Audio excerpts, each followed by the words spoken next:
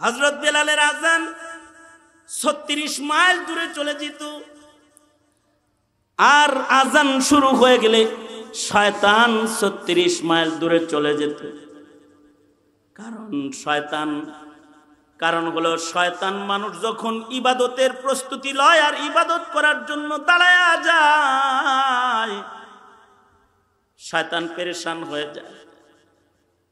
এটা শয়তানের দ্বিতীয় পেরেশানি। 1 নাম্বার পেরেশানি কি বলছি? জন্মের সময়।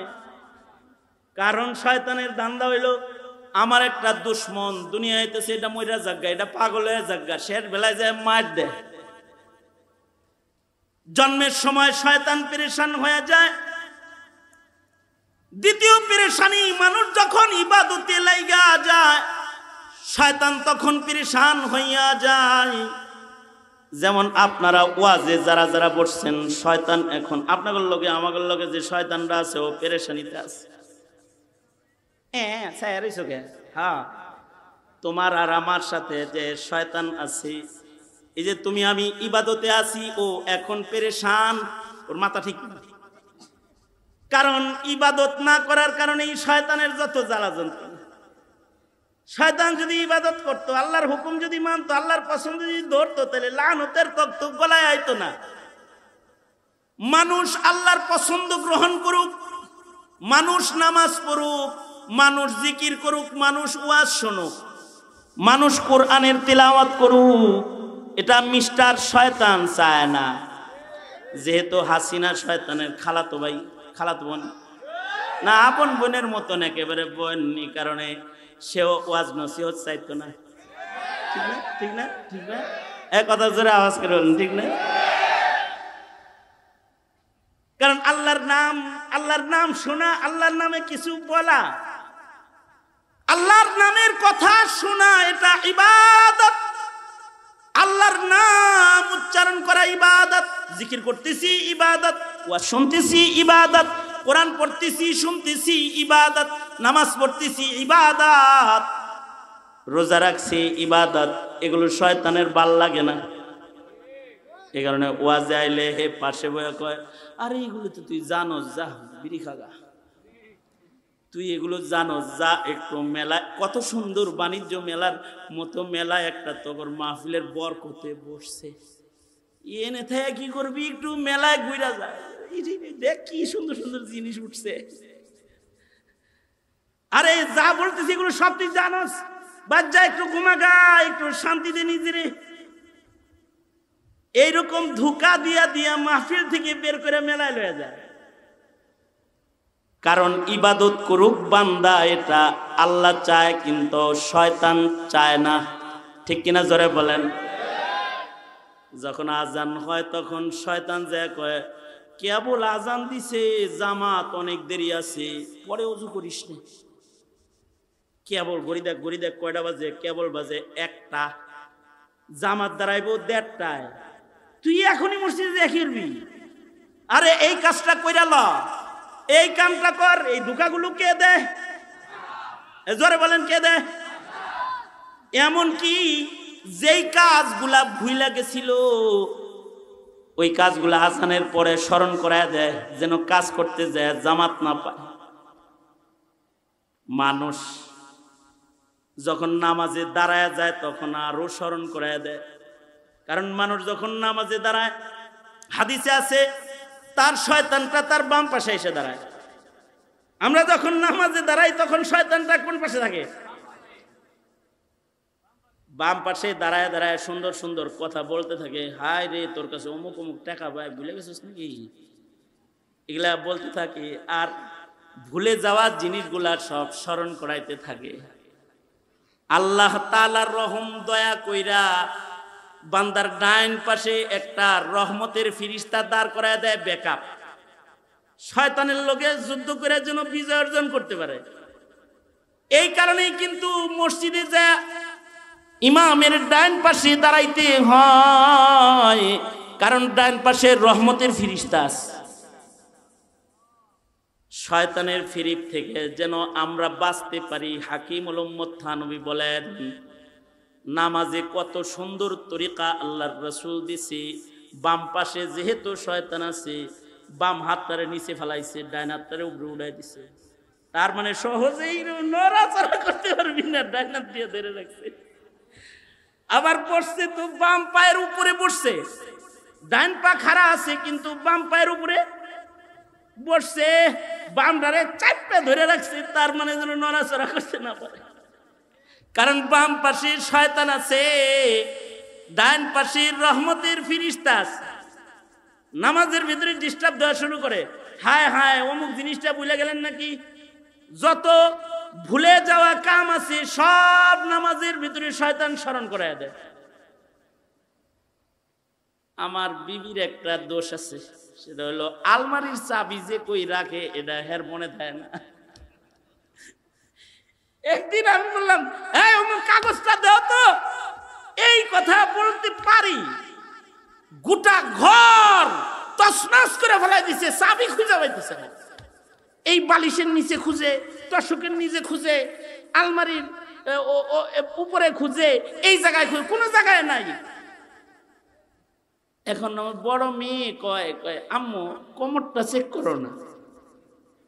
কোমরে হাত দিছে, দেখে কোমরের ভিতরে চাবি, নিজের কোমরে লইয়া চাবি টোটাল বাসা তছনছ করে ফেলাই দিছে। যেখানে রাখে খালি ভুলা যায়। আমি তো একবার রেগেই গেছি, হ্যাঁ তোমার কাছে চাবি টাবি চাইলে বলে মাঝে মাঝে ভাবলো লাগে না, ভাবলইছি, হ্যাঁ তোমার কাছে কোনো কিছু দিয়া শান্তি নাই, আমার একটা চাবি আলাদা দাও, তোমার এইগুলা আমার ভালো লাগে না। আধা ঘন্টা তুমি চাবি তালাশ করে পাও না। মহিলাদের তো চিকন বুদ্ধি বেশি, কয় কি যে আপনি আলেম মানুষ, কতজনরে ওয়াজ করেন, আমার একটা দোয়া কালাম আমল শিখাইয়া দেন না, যেন বুইলা গেলে মনে হয়, এরকম করেন কে? কি সুন্দর খাতিরে আলাপ করতেছে। আমি বললাম দেখো, তুমি যদি সামনে কখনো ভুলে যাও যে চাবিটা কোন জায়গায় রাখছো, এটা যদি ভুলে যাও, ওযু করে নামাজে দাঁড়ায় যাও। কি বুদ্ধি দিছি? হ্যাঁ, কোন কারণে এই আমলও সে কয়েকদিন করছে। এরপরে একদিন আমি বাসায় গেছি, পরে কয় আব্দুল্লাহ রাব্বা, এটা তো আশ্চর্য আমল, তাকবীরে তাহরিমা বান্দার পরেই মনে পড়ে। কারণ ভুলায় দেওয়া শয়তানের কাজ। ওমা আনসানিহু ইল্লা শাইতান, ভুলায় দেয় শয়তানে। আর শয়তানের কাছে সবচেয়ে অপছন্দ হলো সেজদা। শয়তানের কাছে সবচেয়ে অপছন্দ কি? কারণ এই সেজদা না দিয়াও বিপদে পড়ছে। বনি আদম যদি সেজদা দেয়, শয়তান ক্ষিপ্ত হয়ে যায়। এ কারণে নামাজের আগেই শয়তান পেরেশান হইয়া যায়।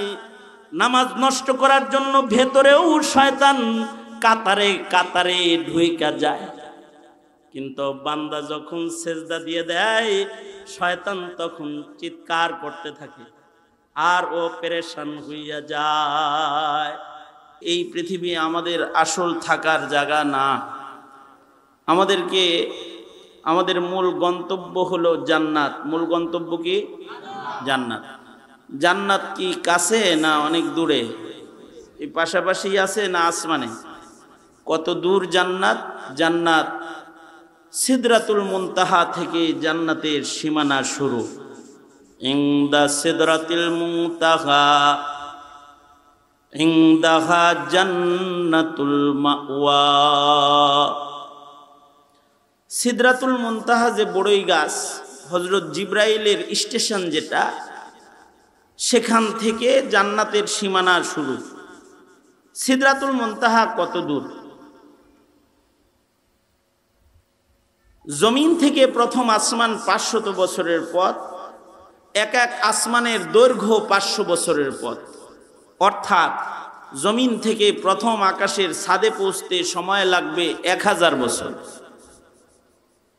আর প্রথম আসমানের ছাদ থেকে দ্বিতীয় আসমানের ছাদ পর্যন্ত পৌঁছতে আবার 500 1000 বছর। এইভাবে সপ্তাকাশ পর্যন্ত পৌঁছতে 7 আসমানের উপরে মসজিদ আল বাইতুল মামুর যেখানে বাবা খলিলের সাথে মিরাজের রাতে আল্লাহর রাসূলের দিদার হয়েছে। এই বাইতুল মামুর পর্যন্ত পৌঁছতে ৭,০০০ বছরের পথ। জমিন থেকে বাইতুল মামুর ৭,০০০ বছরের দূরত্ব। ফিরিস্তাদের কিবলা আসমানের মসজিদ বাইতুল মামুর মিডল পয়েন্টে অবস্থিত। জমিন থেকে বাইতুল মামুর যত দূর, বাইতুল মামুর থেকে সিদরাতুল মুনতাহা আবার অত দূর। আল্লাহু আকবার। তার মানে হলো সিদরাতুল মুনতাহা জমিন থেকে ৭ দুগুণে ১৪,০০০ বছরের সফরের দূরত্ব। আর এই সিদরাতুল মুনতাহা থেকে জান্নাতের সীমানা শুরু। জমিন থেকে সিদরাতুল মুনতাহার সীমানার ওই জান্নাত পর্যন্ত পথ চলতে রাস্তার মধ্যে দুশমন আছে, নিরাপদ পথ নয়। আমরা নিরাপদে আল্লাহর জান্নাতে যাব, কেউ বাধা দিবে না এমন নয়। আমরা যেন জান্নাতে যাইতে না পারি, এই লম্বা পথে কিন্তু আমাদের দুশমন আছে। দুশমন চায় আমরা যেন জান্নাত পর্যন্ত পৌঁছে না যাই। ইবলিস শয়তান দুশমন হিসাবে রাস্তায় আছে। মানুষের দুইটা দুশমন জান্নাতে যাইতে। আমাদের এক বুজুর্গ বলেন, কে বলেছে ১৪,০০০ বছরের পথ জান্নাতে যাইতে? তাহলে কত পথ? জান্নাত মাত্র ২ কদম। মুমিন ২ কদম বাড়াবে, তৃতীয় কদম আল্লাহর জান্নাতের গেটে যায় পড়বে। তবে শর্ত হইল এই ২ কদম ২ শয়তানের ঘাড়ের উপরে রাখতে। দুইটা দুশমন আছে। একটা দুশমন হলো শয়তান দুশমন, আর একটা দুশমন হলো নফস দুশমন। এক কদম রাখবে আজাজিল শয়তানের ঘাড়ে, আর এক কদম রাখবে নফসের উপরে। ইবলিসের ঘাড়ে ১ কদম, আর নফসের উপরে আর ১ কদম। এই ২ কদম শক্ত করে চেপে ধরে যে তৃতীয় কদমটা বাড়াইতে পারবে, তার ৩ নাম্বার কদম পড়বে আল্লাহর জান্নাতের ভেতরে। তাহলে জান্নাত মুমিনের, জমিন থেকে জান্নাত মাত্র ২ কদম। কয় কদম? ২ কদম। ২ শয়তানের ঘাড়ে ২ কদম, আল্লাহর জান্নাতের ভেতরে তৃতীয় কদম।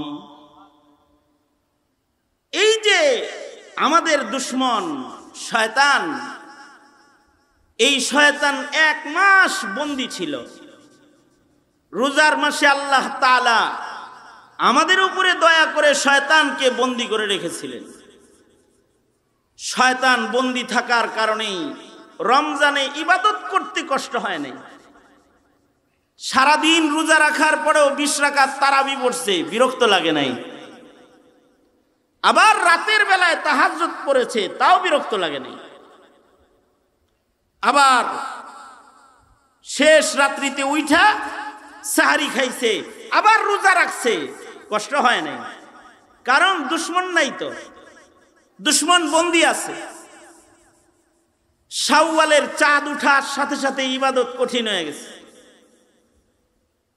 রোজার মাসে এত নামাজ, এত কষ্ট, রোজার কষ্ট করার পরেও মসজিদে জামাতে মুসল্লির সংখ্যা ছিল অনেক। আর এখন খায়া দায়া আরাম কইরা মসজিদে নামাজ পড়ার মুসল্লি কমছে না বাড়ছে? কারণ হলো শয়তান পিছনে লাগা আছে। শয়তান ডিউটি করে মুমিন বান্দা যেন মসজিদে না যায়। হাদিসে আছে কিছু কিছু সময় শয়তান খুব বেশি রাগান্বিত হয়, শয়তান খুব বেশি পেরেশান হয় 3 সময়। কয় সময়? সময়গুলা মুখস্থ করেন, কাজে দিব ইনশাআল্লাহ। 3 সময় শয়তান খুব পেরেশান হয়ে যায়। 3 সময়ের একটা সময় হলো মানুষ যেদিন জন্মগ্রহণ করে শয়তান ওই দিন পেরেশান হয়ে যায়। কারণ একটা মানুষ জন্ম নেয় মানে শয়তানের একটা দুশমন জন্ম নিছে। মানুষ কি শয়তানের দোস্ত? শয়তান তো গনে এটা আমার দুশমন। তার মানে একটা মানুষ জন্মাইতেছে, শয়তানের দুশমন জন্মাইতেছে। এ কারণে মানুষ জন্মের সময় শয়তান পেরেশান হয়ে যায়। হাদিসে আছে শয়তান পেরেশান হইয়া ভূমিষ্ঠ বাচ্চার উপরে আঘাত করে, আক্রমণ করে, তাকে মারতে থাকে। বাচ্চাকে মস্করার চেষ্টা করে এবং তাকে আক্রমণ করে। এই কারণেই নবী রাসূলরা উম্মতদেরকে জন্মের সময়ের নিরাপত্তাও আল্লাহর কাছে চাওয়া শিখাইছেন।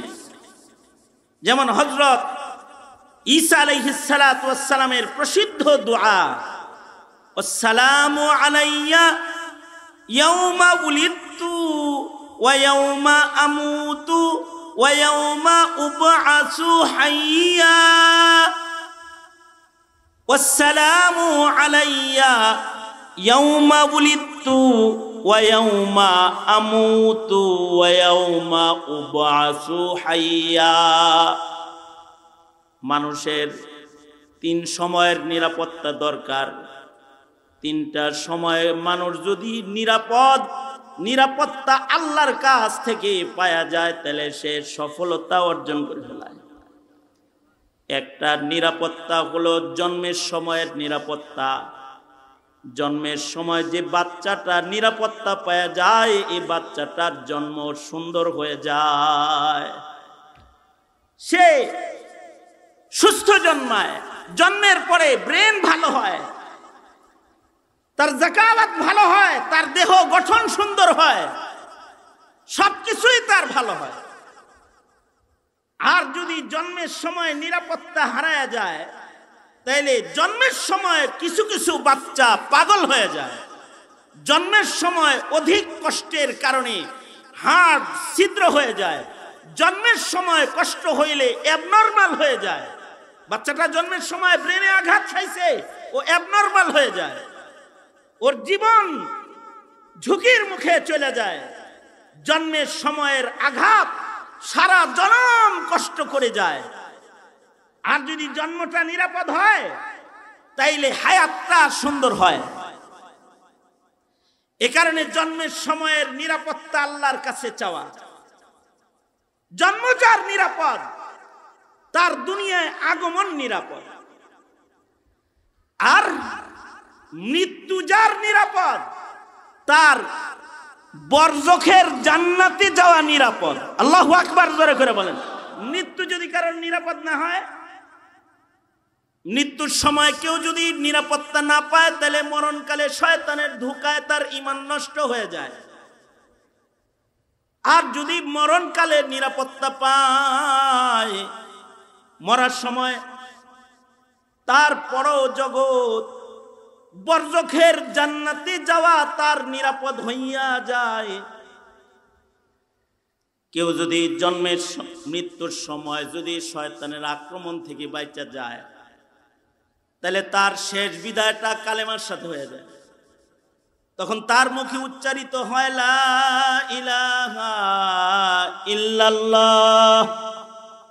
আর যার মুখে মরণকালে উচ্চারিত হয় লা ইলাহা ইল্লাল্লাহ, দাখালাল জান্নাহ, সে আল্লাহর জান্নাতে চলে যায়। মরণের সময় যাদের নিরাপত্তা হয় তারা কালেমা পড়ে এবং তারা সোজা আল্লাহর জান্নাতে চলে যায়। 80 বছর ইবাদত করেছে, কিন্তু জন্মের দিন ইবলিসের মৃত্যুর দিন ইবলিসের ধোঁকায় পড়ে গেছে। তো ইবলিসের আক্রমণে বেঈমান হয়ে কবরে চলে যায়। 80 বছরের বন্দিগি নষ্ট হয়ে যায়। আর 80 বছর নাফরমানি করেছে, কিন্তু মরণের আগে ইবলিসের ধোঁকার থেকে বাইচা যায়, তাকওয়া জাগ্রত হয়ে যায়, মুখে কালিমা বের হয়ে যায়, তো খাতেমা বিল খায়ের হইলে, বিদায় সুন্দর হইলে, মরণকালে গুনাহগার হওয়ার পর আল্লাহর জান্নাতে চলে যায়। আল্লাহু আকবার জোরে করে বলেন। এটা আল্লাহর দান। এ কারণে এই নিরাপত্তাও আল্লাহর কাছে চাইতে হয়।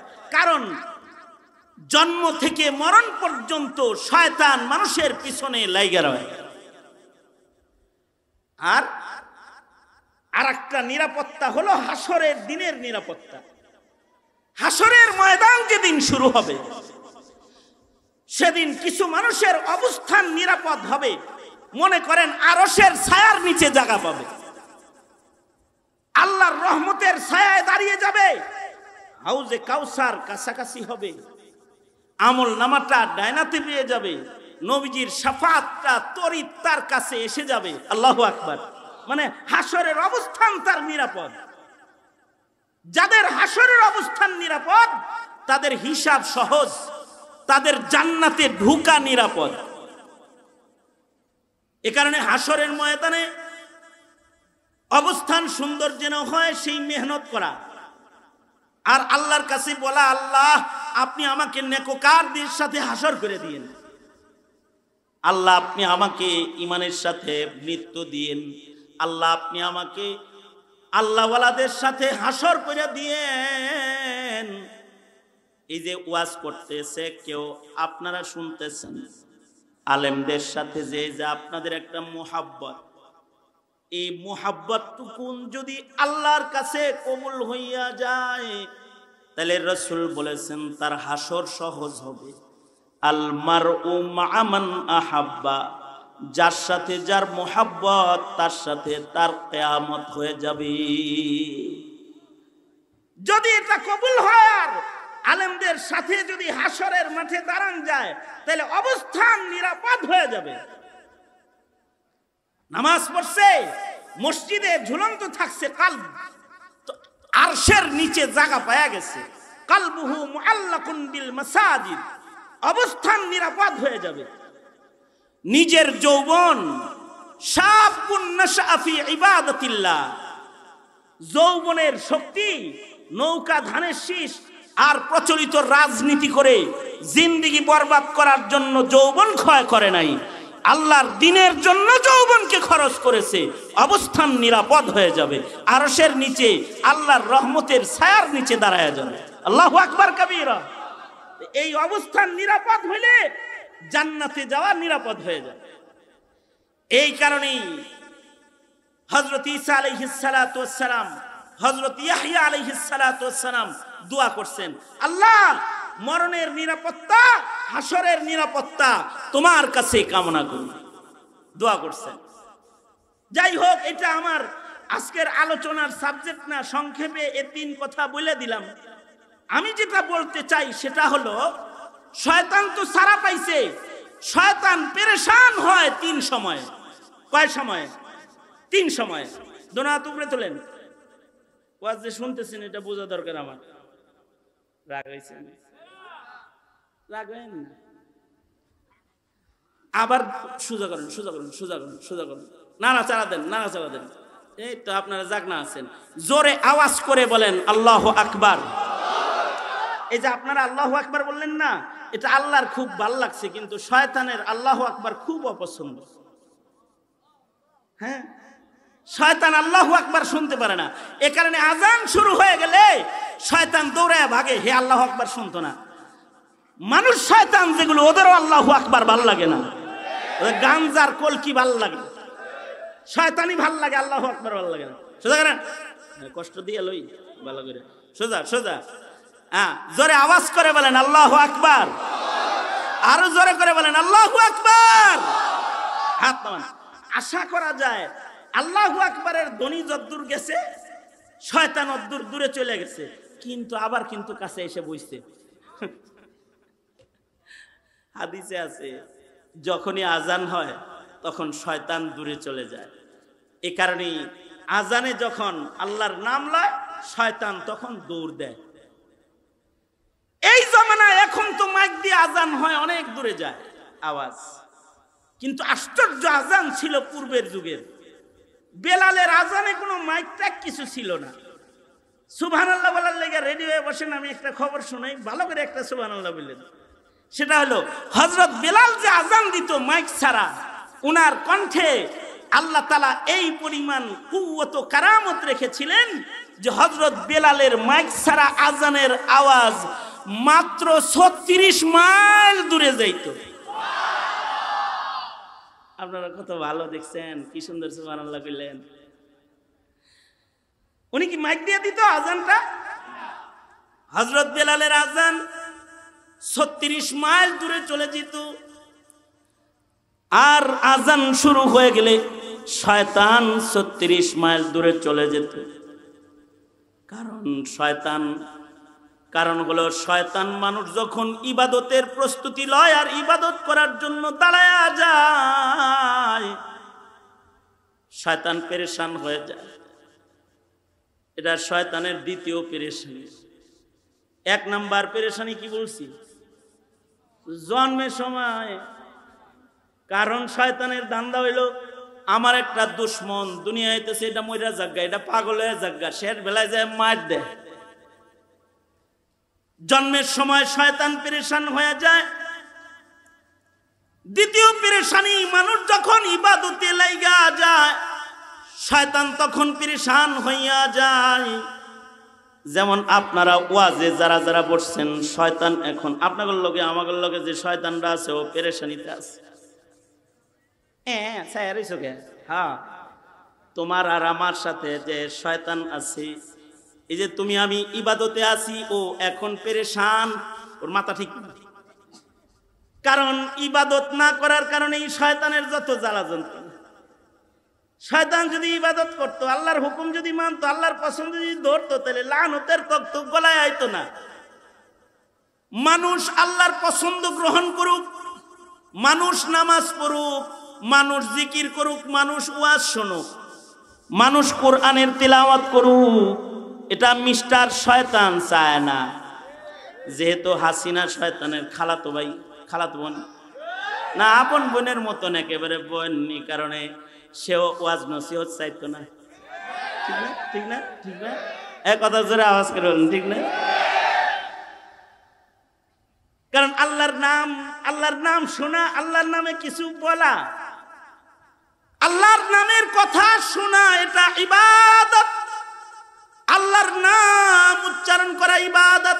জিকির করতেছি ইবাদত, ওয়াজ শুনতেছি ইবাদত, কোরআন পড়তেছি শুনতেছি ইবাদত, নামাজ পড়তেছি ইবাদত, রোজা রাখছি ইবাদত। এগুলো শয়তানের ভাল লাগে না। এই কারণে ওয়াজে আইলে হে পাশে বয়ে কয়, আরে এগুলো তো তুই জানোস, যা বিড়ি খাগা, তুই এগুলো জানোস, যা একটু মেলা, কত সুন্দর বাণিজ্য মেলার মতো মেলা একটা তোর মাহফিলের বরকতে বসছে, এনে থেকে কি করবি, একটু মেলায় ঘুরা যা, দেখ কি সুন্দর সুন্দর জিনিস উঠছে। আরে যা বলতেছি এগুলো সব তুই জানোস, বাদ যা, একটু ঘুমাগা, একটু শান্তিতে নিজেরে। এইরকম ধোঁকা দিয়া দিয়া মাহফিল থেকে বের করে মেলায় লয়ে যায়। কারণ ইবাদত করুক বান্দা, এটা আল্লাহ চায়, কিন্তু শয়তান চায় না। ঠিক কিনা জোরে বলেন? যখন আজান হয় তখন শয়তান যায় কয়, কেবল আজান দিছে, জামাত অনেক দেরি আছে, পরে ওযু করিস না। কেবল ঘড়ি দেখ কয়টা বাজে, কেবল বাজে 1টা, জামাত দাঁড়াইবো 1:30টায়, তুই এখনই মসজিদে দেখবি। আরে এই কাজটা কইরা ল, এই কামটা কর। এই ধোঁকাগুলো কে দেয়? জোরে বলেন, কে দেয়? এমন কি যেই কাজগুলা ভুইলা গেছিল ওই কাজগুলা আজানের পরে স্মরণ করায় দেয়, যেন কাজ করতে যায় জামাত না পায়। মানুষ যখন নামাজে দাঁড়ায় যায় তখন আরো স্মরণ করায় দেয়। কারণ মানুষ যখন নামাজে দাঁড়ায়, হাদিসে আছে তার শয়তানটা তার বাম পাশে এসে দাঁড়ায়। আমরা যখন নামাজে দাঁড়াই তখন শয়তানটা কোন পাশে থাকে? বাম পাশে দাঁড়ায় দাঁড়ায় সুন্দর সুন্দর কথা বলতে থাকে। হায় রে, তোর কাছে অমুক অমুক টাকা পায়, ভুলে গেছিস নাকি? এগুলা বলতে থাকে। আর ভুলে যাওয়া জিনিসগুলা সব স্মরণ করাইতে থাকে। আল্লাহ তাআলার রহম দয়া কইরা বান্দার ডাইন পাশে একটা রহমতের ফিরিস্তা দাঁড় করায় দেয় ব্যাকআপ, শয়তানের লগে যুদ্ধ করে যেন বিজয় অর্জন করতে পারে। এই কারণেই কিন্তু মসজিদে যা ইমামের ডাইন পাশে দাঁড়াইতে হয়, কারণ ডাইন পাশে রহমতের ফিরিস্তা আছে। শয়তানের ফিরিপ থেকে যেন আমরা বাঁচতে পারি। হাকিমুল উম্মত থানবী বলেন, নামাজে কত সুন্দর তরিকা আল্লাহর রাসূল দিছে। বাম পাশে যেহেতু শয়তান আছে, বাম হাতটারে নিচে ফেলাইছে, ডাইন হাতটারে উপরে উঠাই দিছে। তার মানে সহজেই নড়াচড়া করতে পারবি না, ডাইন হাত দিয়ে ধরে রাখছে। আবার বসছে তো বাম পায়ের উপরে বসছে, ডাইন পা খাড়া আছে কিন্তু বাম পায়ের উপরে বসছে, বামটারে চাপে ধরে রাখছে। তার মানে যেন নড়াচড়া করতে না পারে, কারণ বাম পাশে শয়তান আছে, ডাইন পাশে রহমতের ফিরিস্তা আছে। নামাজের ভিতরে ডিস্টার্ব দেওয়া শুরু করে, হায় হায় অমুক জিনিসটা ভুলে গেলেন নাকি। যত ভুলে যাওয়া কাম আছে সব নামাজের ভিতরে শয়তান স্মরণ করায় দেয়। আমার বিবির একটা দোষ আছে, সেটা হলো আলমারির চাবি যে কই রাখে এটা হের মনে থাকে না। একদিন আমি বললাম, এই অমুক কাগজটা দাও তো, এই কথা বলতে পারি, গোটা ঘর তছনছ করে ফেলাই দিছে, চাবি খুঁজে পাইতেছে না। এই বালিশের নিচে খুঁজে, তোশকের নিচে খুঁজে, আলমারির উপরে খুঁজে, এই জায়গায় খুঁজে, কোনো জায়গায় নাই। এখন আমার বড় মেয়ে কয় আম্মু কোমরটা চেক করো না। কোমরে হাত দিছে, দেখে কোমরের ভিতরে চাবি, নিজের কোমরে লইয়া চাবি টোটাল বাসা তছনছ করে ফেলাই দিছে। যেখানে রাখে খালি ভুলে যায়। আমি তো একবার রেগেই গেছি, হ্যাঁ তোমার কাছে চাবি টাবি চাইলে বললে মাঝে মাঝে ভাবলো লাগে না, ভাবলইছি, হ্যাঁ তোমার কাছে কোনো কিছু দিয়া শান্তি নাই, আমার একটা চাবি আলাদা দাও, তোমার এইগুলা আমার ভালো লাগে না। আধা ঘন্টা তুমি চাবি তালাশ করে পাও না। মহিলাদের তো চিকন বুদ্ধি বেশি, কয় কি যে আপনি আলেম মানুষ, কতজনের ওয়াজ করেন, আমার একটা দোয়া কালাম আমল শিখাইয়া দেন না, যেন বুইলা গেলে মনে হয়। এরকম করেন কে? কি সুন্দর খাতিরে আলাপ করতেছে।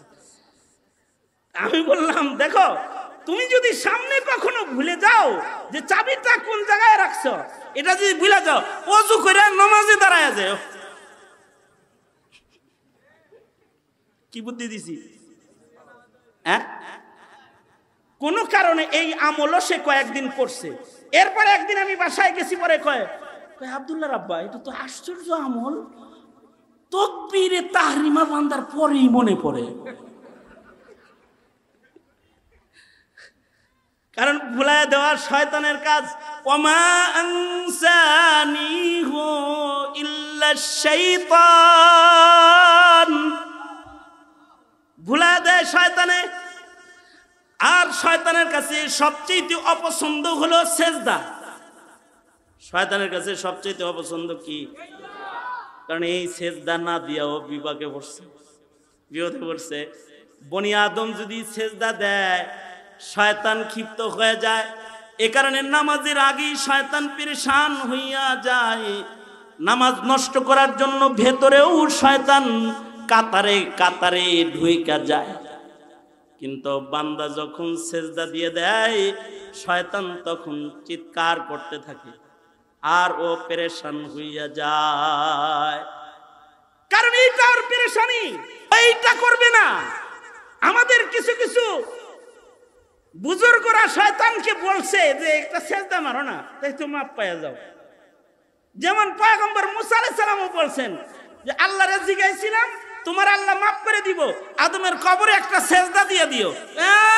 জেতাটারে দিই নেই, মরাটারে দিমু, আর কোনো কাম নাই। শয়তানের কিন্তু খুব বুদ্ধি, শয়তানের অনেক বুদ্ধি, অনেক জ্ঞান। আমাদের হুজুররা বলতেন কি, তুই যদি কাফিয়ায় পড়স তাইলে তোর শয়তানরা সরেজমি পাস। তুই যদি সারা বেকায় পড়স তাহলে তোর শয়তানটা জ্বালালেন পড়ে, এটা তোর চেয়ে একটু বেশি শিক্ষিত। তুই যদি দরা হাদিস হস তাহলে তোর শয়তানটা মুতাখাসসিস ফিল ফিকহি ওয়াল হাদিস, মানে ওইটা একটু শিক্ষিত বেশি। আসলেও শয়তানের শিক্ষা তো বেশি। হযরত থানবী বলেন শয়তানের কাছে ইলম আছে, শয়তানের আমলও ছিল, কিন্তু ওর কাছে ইশক নাই, মুহাব্বত নাই। কি নাই? শয়তানের ইলম আছে, ইলম আছে দেখেই জুনায়েদ বাগদাদির লগে কাজ্জা করছে। জুনায়েদ বাগদাদিকে বলে আপনি একটা জাহেল। শয়তান জুনায়েদ বাগদাদিরে কি কয়? সায়া রইছো কে মিয়া, কথা কও আমার লগে। জুনায়েদ বাগদাদির সাথে শয়তানের মোলাকাত, শয়তানের ইলমি কালাম, এর উপরে আলাদা একটা কিতাব আছে। জুনায়েদ বাগদাদিকে শয়তান একবার মোলাকাত করতে গেছে জুনায়েদ বাগদাদির লগে। জুনায়েদ বাগদাদি সাইয়্যিদুত তাইফা, বড় মুহাদ্দিস হযরত জুনায়েদ বাগদাদি, এর কাছে গেছে ইবলিস শয়তান। যায়া কি কয়? আচ্ছা আমারে আল্লাহ মাফ করবে না? একটা সেজদা দিলেই তো হয়, কবরে যে একটা সেজদা দিয়ে দাও। শয়তান কি সুন্দর কথাটা বলছে। শয়তানের সুন্দর কথাটা শুনলে আপনিও টেনশনে পড়ে যাবেন। শয়তান জুনায়েদ বাগদাদিকে বলে, জুনায়েদ আমি তো মনে করতাম তুমি একজন মুহাদ্দিস মানুষ, আলেম মানুষ, তোমার জ্ঞান বুদ্ধি কিছু আছে, তুমি ফকিহ মানুষ, তুমি ভালো জাননেওয়ালা একজন মানুষ। আমি তো এখন দেখি তুমি একটা জাহেল লোক। শয়তান জুনায়েদ বাগদাদিকে বলে তুমি তো একটা জাহেল লোক। হ্যাঁ, তুমি আমার জাহেল বললা, কারণ কি? কি জাহালাত আমার ভেতরে তুমি প্রত্যক্ষ করেছো? তুমি তো এমন জাহেল যে তুমি আমারে শিরিক করতে বলতেছো। কি কইছে? এই দেখি ভালো করে কথা কও আমার লাগে। তুমি তো মারাত্মক জাহেল লোক, তুমি তাওহীদ আর শিরিক বুঝো না। আল্লাহ ছাড়া আর কাউরে সিজদা দেওয়া জায়েজ আছে নাকি? আমি এই শিরিকটা কেন করব? শয়তানে কত সুন্দর করে কইছে। আমনে আর আমি হইলে কথা ঠিকই তো রে। তো জুনায়েদ বাগদাদি বলে ফাইজলামি করতে আর জায়গা পাও না। না, সেজদাই কি আসল না আল্লাহর হুকুম আসল? সেজদা দেওয়াটা এখানে, সেজদা দেওয়ার নির্দেশটা হলো আসল। যে সেজদা দিতে পারে না সে ইশারা দিলেও তো সেজদা হয়ে যায়। যে ইশারাও দিতে পারে না ও মনে মনে পড়লেও তো সেজদা হয়ে যায়। তার মানে হলো সেজদাটা আল্লাহ পাকের আমার নির্দেশ। তুমি সেজদা দাও নাই, শিরিক করো নাই তা না, তুমি আজাজিল আল্লাহর হুকুম মানো নাই। যেমন রোজার মাসে আমরা খাই নাই, কারণ আমাদেরকে খাইতে মানা করেছে কে? আরো আস্তে করে কান, আরেকটু আস্তে করে কান। মাগরিবের আজান হয়ে গেলে তাড়াতাড়ি ঘটঘট করে আর সব কিছু খায়া লাইছি। পানি খাইছি, শরবত খাইছি, খাজুর খাইছি, ফল খাইছি, পেঁয়াজু আর কি কি আছে, আলুর চপ, বেগুনি, কত কিছু খাইলাম। এত কিছু একসাথে খাইলাম কেন? নির্দেশ কার? আস্তে নয়, রবরে খুশি করে বলেন নির্দেশটা কার? রাতের অন্ধকারে বাতি যদি চলে যায়, মোবাইলের টর্চলাইট জ্বালায় সাহারি খাইছি, কারণ নির্দেশ কার? আল্লাহর নির্দেশ মানা হলো আসল ইবাদত। ফাজলামি করো, জুনায়েদ বাগদাদি বলে ফাজলামি করো, কও যে শিরিক সেজদা দেওয়া তুমি আল্লাহর হুকুম মানো না, তুমি অহংকারী, তুমি আল্লাহর হুকুম অস্বীকারী। আবা ওয়াস্তাকবারা ওয়া কানা মিনাল কাফিরিন। এইবার আজাজিলে বলে, শয়তান বলে কি? জুনায়েদ তোর ইলম তোরে বাঁচায়া দিল। জুনায়েদ বাগদাদি বলে ফাজলামি এটাও আরেকটা করলা, আমার ইলম আমাকে বাঁচায় নাই। ইলম তো তোমার কাছেও আছে, আমার আল্লাহ আমাকে বাঁচাইছে। বাঁচাইছে কে? জোরে আওয়াজ করে বলেন, আল্লাহ বাঁচাইছে। কারণ শয়তানের এত বুদ্ধি, এত ইলম আছে যে আপনি আমি ওর লগে মোকাবেলা কইরা পারবো না, যদি না আল্লাহ তাআলা আমাদেরকে মদদ ও তৌফিক না দেন। সম্ভব না। এই কারণেই পড়তে হয় আউযু বিল্লাহি মিনাশ শাইতানির রাজিম। পড়েন আউযু বিল্লাহি মিনাশ শাইতানির রাজিম। বিতাড়িত মরদুদ শয়তান থেকে আমরা পানাহ চাই কার কাছে? জোরে আওয়াজ করে বলেন কার কাছে? কারণ আল্লাহ যদি আমাদের না বাঁচান, আমরা আমাদের শক্তি দিয়ে বাঁচতে পারবো না। আল্লাহ যদি না বাঁচাইতেন তো ফখরুদ্দিন রাজিও বাঁচতে পারত না। কারণ ফখরুদ্দিন রাজিকে মৃত্যুর সময় শয়তান 100 দলিল দিছে আল্লাহ নাই। নাউজুবিল্লাহ। একেবারে মরণকালে তো শয়তান পেরেশান হয়ে যায়। মানুষ যখন মৃত্যুবরণ করে তৃতীয় জায়গা, শয়তান তখন পেরেশান হয়ে যায়, কেমনে তাকে বেঈমান বানায় কবরে পাঠান যায়। ইমাম ফখরুদ্দিন রাজি ওনার যখন সাকারাত শুরু হইছে, শয়তান আইসা দলিল দিতেছে, 100 দলিল দিছে আল্লাহ নাই। 100 দলিল। শয়তান তো বড় বড় আলেমদের সাথে তর্ক করেছে। যায় আপনি মনে মনে ভাবতে পারেন আমার লগে একটু তর্ক করলো না, হ্যাঁ লগে করলো। মিয়া আপনার লগে তর্ক করার লাগে? আপনারা আমারে তো এক গুলি খাওয়াইয়া দিয়ে দেয়, শেষ। তর্ক করবো কি? তর্ক করছে যাদের সাথে তর্ক করা যায় তাদের সাথে। একবার তো শেখ আব্দুল্লাহ রহমতুল্লাহ আলাইহির কাছে শয়তান গেছে। আনোয়ার শাহ কাশ্মীরি রহমতুল্লাহ আলাইহি শারহে বুখারী, বুখারী শরীফের শরার ভিতরে উনি লিখেছেন, শেখ আব্দুল্লাহ তস্তারিকে শয়তান যায় বলতেছে, এই আব্দুল্লাহ, আমি কি আল্লাহর ক্ষমা পাওয়ার উপযুক্ত না? আল্লাহ তো আমারও ক্ষমা করবে, ক্ষমা করতে পারে, এটা আল্লাহ নিজেই বলছে। শয়তান বলতেছে, কি বলছে? আল্লাহ হেরাও ক্ষমা করতে পারে, এটা নাকি আল্লাহ তাআলা কোরআন শরীফে বলছে, আল্লাহ নিজে বলছে। তো আব্দুল্লাহ বলে, কিভাবে বললো? আল্লাহ বলছেন ওসিআত রাহমাতি আলা কুল্লি শাই, সব শায়ের উপরে আল্লাহ পাকের রহমত আছে। আমি কি শাই না? আমি শয়তানের ইলমের দৌরত্বটা বুঝাইতেছি। শয়তানের ইলমের দৌরত্বটা কি? হে কয় কি? আল্লাহ বলছে ওসিআত রাহমাতি, আমার রহমত প্রশস্ত, দুনিয়ার সব শায়ের উপরে আমার রহমত আছে। আমি কি শাই না? আমি কি আল্লাহর সৃষ্টি না? শয়তান যায় কইতেছে আব্দুল্লাহ তস্তারি, আমি কি শাই না? তাইলে আল্লাহ কি আমার রহমত দিতে পারে না? হে নিজের রহমত পাওয়ার জন্য নিজের উপরে রহমতকে আল্লাহর কালাম দিয়া নিজের উপরে রহমত রে নামায় নিয়ে আইতাছে জোর করেই। কত ইলিম! এই কথা যখন বলছে শেখ আব্দুল্লাহ এরকম নড়াচড়া শুরু করছে আর বলতেছে, হায় রে তোর বুদ্ধি রে। কিন্তু উনি এটার কোনো উত্তর দেন না। শয়তান চলে গেছে গা, এই কথা বলে ভাগছে। আনোয়ার শাহ কাশ্মীরি রহমাতুল্লাহ আলাইহি মাকতাবাতুন আযীমাতুন হাইয়াতুন নাতিকাতুন শারিহুল বুখারী ওয়া তিরমিজি।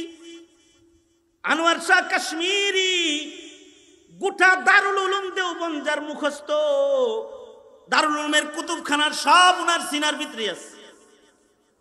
একবার কোন জিনিস দেখলে পড়লে 40 বছর মনে থাকতো।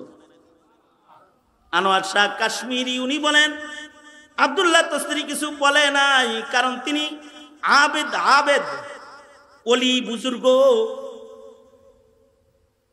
শয়তান যদি ওই সময় আমার সামনে এই কথাটা বলতো, আনোয়ার শাহ কাশ্মীরি বলে, ওই মজলিসে যদি আমি আনোয়ার শাহ কাশ্মীরি থাকতাম তাহলে আমি শয়তানরে বলতাম, ঠিকই তো আল্লাহর রহমত প্রশস্তই তো, কিন্তু রহমতের ভিতরে তোর ঢুকতে হইব তো। রোজার মাসে রহমত আছে, কিন্তু তুই রোজা রাখস না, কেমনে রহমত পাবি? মসজিদের ভিতরে রহমত আছে, তুই মসজিদে না গেলে কেমনে রহমত পাবি? জিকির করলে রহমত মিলে, তুই আল্লাহর নাম শুনলে ভাগস, কেমনে রহমত পাবি? আল্লাহর রহমত প্রশস্ত আলা কুল্লি শাই, কিন্তু এই শাইটাকে তো রহমত নেওয়ার জন্য রহমতের ভিতরে ঢুকতে হবে। এই কারণে আল্লাহর রাসূল বলেছেন ফাকিহুন ওয়াহিদুন আশাদ্দু আলা শাইতানি মিন আলফি আবিদিন। একজন আলেম শয়তানের জন্য 1000 ওলি বুজুর্গের চেয়ে বেশি ভয়ঙ্কর একজন ফকিহ আলেমে দ্বীন। এই কারণেই গোটা দেশের সাধারণ মানুষকে হাসিনা শয়তান ভয় পেত না, কিন্তু আহমদ শফি নাম শুনলে থরথর করে কাঁপত, বাবু নগরী নাম শুনলে থরথর করে কাঁপত, নূর হোসেন কাসেমি, মুফতি আমিনী, আল্লামা আজিজুল হকের নাম শুনলে পানি পান করত। কারণ শয়তানের জন্য আলেম যত ভয়ঙ্কর, আবেদ অত ভয়ঙ্কর না। আপনি নামাজ পড়েন, রোজা রাখেন, হজ করেন, যাকাত দেন, আপনার শয়তানেও ভয় পায় না, নাস্তিকেও ভয় পায় না। কিন্তু এই দেশের আলেম যারা, তাদেরকে বাম রাম ওরা সবাই ভয় পায়। ঠিক কিনা জোরে আওয়াজ করে বলেন, ভয় পায়। কারণ হলো ফাকিহুন ওয়াহিদুন আশাদ্দু আলা শাইতানি মিন আলফি আবিদিন। একজন ফকিহ, একজন আলেমে দ্বীন 1000 ওলি বুজুর্গের চাইতে শয়তানের জন্য বেশি ভয়ঙ্কর। বলতে যেহেতু বসছি, গরম লাগুক আর যাই লাগুক, আরেকটা কথা কয়ে আলাই দিই। মালিকি মাযহাবের একজন ইমাম ছিলেন, ইমাম ইবনে আব্দুল বার রাহমাতুল্লাহি আলাইহি। মালিকি মাযহাবের অনেক বড় একজন মুহাদ্দিস ছিলেন ইবনে আব্দুল বার। ওনার মশহুর লিখনী কিতাব বিদ্যমান রয়েছে, বিশাল বড় বড় কিতাব, 35 খণ্ড, 30 খণ্ড, 25 খণ্ডে কিতাব। উনি ওনার কিতাব জামিউল উলুমে লিখেছেন।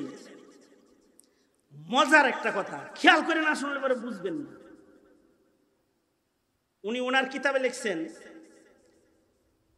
এই কথাটা শোনার আগে মুতাওয়াজ্জিহান ইলা জিহাতিল এই হুজুর, উনি ওনার দুনো হাত আবার উপরে তুলেন, নাড়াচাড়া দেন, আবার নামান, এদিকে এদিকে অ্যাটেনশন প্লিজ, এইদিকে। উনি ওনার কিতাবে লেখেন কি, ইবলিস একদিন তার ষণ্ডপণ্ড ছোট ইবলিস গুলা সবগুলারে বসায় একদিন ওয়াজ করতেছে। এখন এই যারা ওয়াজ শুনতেছে, এদের ভিতর থেকে এক শয়তান উঠা ফট করে দাঁড়ায় কয়, আচ্ছা বস, কারে বলতেছে? বলতেছে, আচ্ছা বস, আচ্ছা আপনি যে অলি মরলে খুশি হন না, এত আলেম মরলে এত খুশি হন কেন? প্রশ্নটা কিরকম লাগো? হ্যাঁ,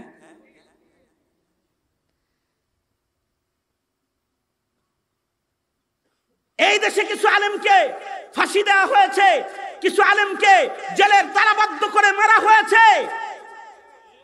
লাখো মানুষের রক্ত ঝরলে শয়তান এত খুশি হয় নাই, শাপলা চত্বরে আলেমের লাশ পড়াতে শয়তান যত খুশি হয়েছে। কারণ সাধারণ পাবলিক মরলে শয়তান বেশি খুশি হয় না, আলেম মরলে বেশি খুশি হয়। চেলা দাঁড়ায় বলে, স্যার বস, আপনি অলি মরলে খুশি হন না, কিন্তু আলেম মরলে এত খুশি হন কি লেগে, এটা জানবার চাই। কোশ্চেনটা কিরকম? সঙ্গপঙ্গত প্রশ্ন একটা কইরা বইছে বসে তো টেনশনে পড়ে গেছে, কি করবো? কয় দেখো, তোমাদের এই কথাটা মুখে উত্তর না দিয়া হাতে কলমে যদি তোমাদেরকে দেখাই তাইলে কেমন? তাহলে তো গুড, বেটার, এটা অনেক ভালো হয়। হাতে কলমে দেখাইলে এটা আরো বেশি সুন্দর হয়। ওয়াজ এই পর্যন্ত থাক, জায়গা এখন দোয়া করে। হ্যাঁ,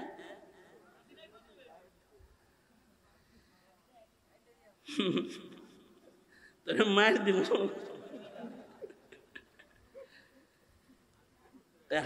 এই শয়তান ওর চেলাদেরকে নিয়ে কয় চলো একজন অলির কাছে যাব আর একজন ফকিহের কাছে যাব।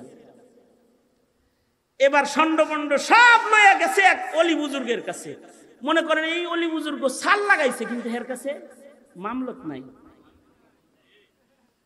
এরকম আছে না, কিছু আছে না? হ্যাঁ, কিন্তু হে নিজেরে মনে করে যে আমি মুফতি সাহেব, আমি মুফাসসির সাহেব, আমি ফতুয়া, আমি এরকম মনে করতে থাকে। আছে না এরকম? এইরকম একজন অলি বুজুর্গ আবেদের কাছে শয়তান তার সঙ্গপঙ্গ নিয়ে গেছে। যা শয়তান বলেটা কি, মানুষের বেশি গেছে আর কি, যা বলে আচ্ছা আল্লাহর ওলি একটা জিনিস জানতে আইছি। কি জানতে আসছেন? কয়েকটা জিনিস জানতে আইছি। জানতে আসছি হলো এই আসমান জমিন, এই এত বড় আয়োজন, এই 7 আসমান জমিন, এই পুরাটাকে, আচ্ছা 7 আসমান জমিন কত বড় এটা কি আমরা জানি? আসমান জমিনের দৈর্ঘ্য কত বড় এটা মাপার ক্ষমতা আপনার আমার আছে? কত গ্রহ কত নক্ষত্র আছে এগুলো মাপার ক্ষমতা আমাদের আছে? এই সব কিছু আসমানের নিচে আছে। গ্রহ তারা কত আয়োজন, আল্লাহ পাকের মাখলুকাত দিয়ে পৃথিবী সজ্জিত। এই বিশাল আল্লাহ পাকের সৃষ্টির এই এরিয়াটা কিরকম বড়, এত বড়, এটার দিকে তাকাইলে শুধু মুখ দিয়ে বের হয় আল্লাহু আকবার। জোরে বলেন, আরো জোরে চিল্লায় আওয়াজ করে জোরে বলেন, আরো জোরে বলেন। এই সব তিনি বানাইছেন। আচ্ছা আর একটা কথা, আপনাদের এলাকায় যে মুরগি ডিম পারে এটা কত বড়? মোটামুটি 5 কেজি। তো আমাদের এলাকায় পারে ছোট ছোট, এরম এরম। আপনাদের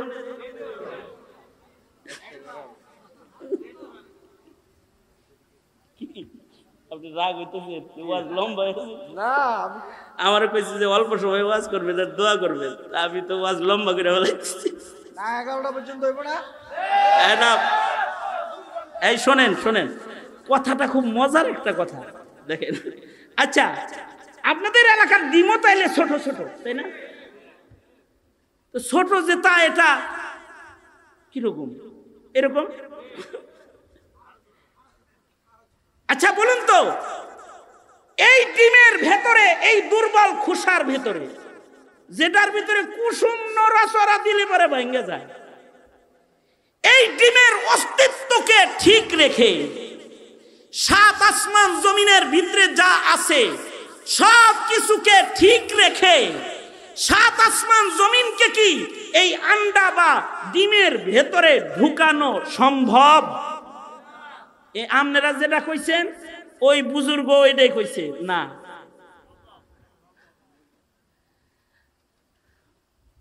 এবার শয়তান বলে চলো যাই, ষণ্ডপণ্ড চলে যাই। দেখছো মাত্র একটা কথা কইছে, ঢুকানো সম্ভব না। যদি ঢুকাইতে যায় তাহলে ডিমের অস্তিত্ব নাকি থাকবে না। এই যে তার এই কথার ভেতরে তার রবের কুদরতকে নিজের অজান্তে সে অস্বীকার করে গেছে। আমি তার ঈমানের কিছু ক্ষতি করে ফেলেছি। এবার চলো যাই একজন ফকিহের কাছে যাই। এবার একজন আলেমে দ্বীন ফকিহের কাছে গেছে, উজানি মাদ্রাসার পর মুফতি সাহেবের কাছে লয়ে গেছি মনে করেন।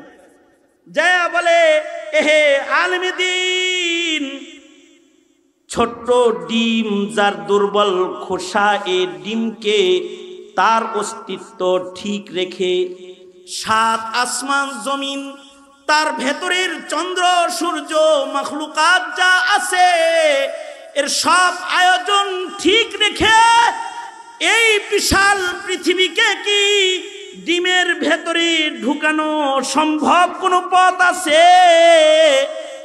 আলেমে দ্বীন বলে আছে, যদি আল্লাহ চায় তাইলে হয়ে যাবে। দলিল হলো ইযা আরাদা শাইআন আইয়াকুলা লাহু কুন ফায়াকুন। পৃথিবীর কেউ এটা পারবে না, পৃথিবীর কোনো দার্শনিক বিজ্ঞানী পারবে না। কিন্তু আমার মহান আল্লাহ, আমার আল্লাহর কুদরত, তিনি কাদের মুতলক, তিনি যা চান সব করতে পারেন। তিনি যদি চান যে 7 আসমান জমিনকে সব ঠিক রেখে ডিমের খোসার ভিতরে ঢুকাইবেন, তাও তিনি পারেন। একজন আছেন যিনি পারেন, তিনি হলেন আমার মালিক।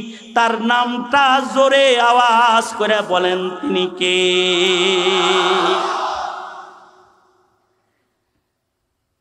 এবার ইবলিস বলে, বুঝছো তো কি লিগে মোল্লা মরলে খুশি হয়?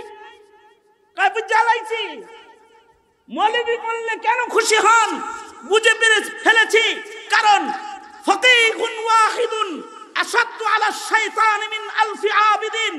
মনে রাখবে হে জাতি, এই দেশের আলেমদের ছায়ার নিচে দাঁড়িয়ে যদি থাকো, তাহলে আমেরিকার দালাল যারা, তারা তোমার ঈমান নিতে পারবে না। ভারতের দালাল, চীনের দালালরা তোমার ঈমান নিতে পারবে না।